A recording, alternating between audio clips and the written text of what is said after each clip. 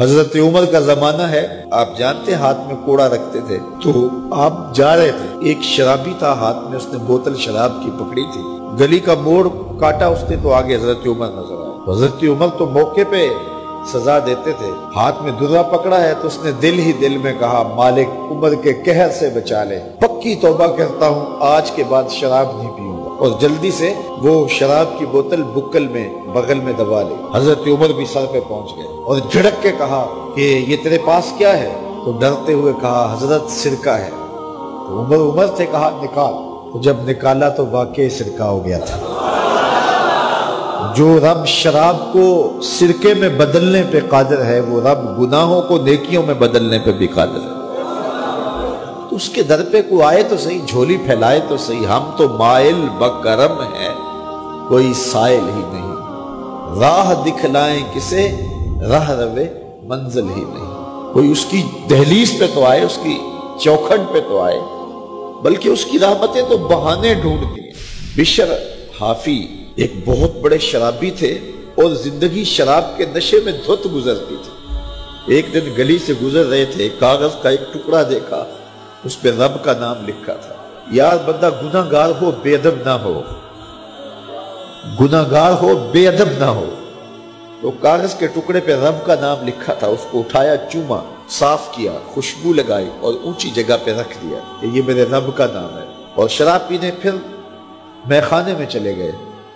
وقت کے ولی کو الہام ہوا، جا ڈھونڈ بشر کو اور میرا سلام دے، اور اسے کہہ کہ تیرے رب نے تیرے سارے گناہ معاف کر دیے۔ نکلا، پوچھا بشر کون ہے؟ لوگوں نے کہا وہ تو بہت بڑا شرابی ہے۔ اللہ اکبر۔ گھر پوچھا، کہا وہ شراب خانے میں۔ شراب خانے میں پیچھے چلے گئے۔ وقت کا ولی اللہ شراب خانے کے دروازے پہ دستک دے رہا ہے۔ اندر سے آواز آئی، کون؟ نام بتایا، کہا میں بشر کو ملنا چاہتا ہوں۔ کہا وہ تو نشے میں دھت پڑا ہے۔ ساقی میخانہ نے کہا کہ وہ تو نشے میں دھت پڑا ہے، کہا اسے ملنے آیا۔ تو اس نے جا کے کہا کہ باہر تیرا کوئی مہمان ہے۔ تو بشر نشے میں ہی ڈولتا ہوا ننگے پاؤں دروازے پہ آیا۔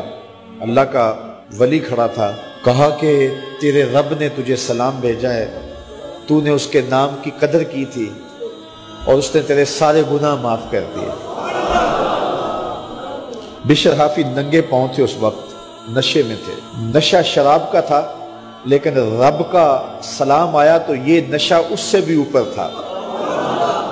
جھوم اٹھے اور کہا کہ میں اب رب کا سلام آیا ہے تو اب میں ننگے پاؤں تھا، اب ساری زندگی میں جوتا نہیں پہنوں گا۔ عربی میں حافی ننگے پاؤں والے کو کہتے ہیں، تو بشر حافی کو بشر حافی اس لیے کہتے ہیں کہ وہ ساری زندگی پھر برہ نہ پا رہے، انہوں نے کبھی بھی جوتا نہیں پہنا تھا، زندگی بدل گئی لیکن پاؤں میں جوتے نہیں پہنتے تھے کہ میرے رب کا سندیسہ جب میرے نام آیا تھا، میری جب تقدیر بدلی تھی، میرے رب نے جب مجھے محبت نامہ بھیجا تھا، مجھے سلام بھیجا تھا، پیغام بھیجا تھا، تو میرے پاؤں میں جوتا نہیں تھا۔ تو بشر حافی جوتا نہیں پہنتے تھے، تو رب نے کرم یہ کیا کہ بشر حافی نے گھر سے مسجد میں جانے کے لیے جو راستہ اختیار کرنا ہوتا تھا، اس راستے پر جانور گوبر نہیں کیا کرتے تھے، جانور لیت نہیں کیا کرتے تھے۔ یہ بشر حافی کی گزرگاہ ہے۔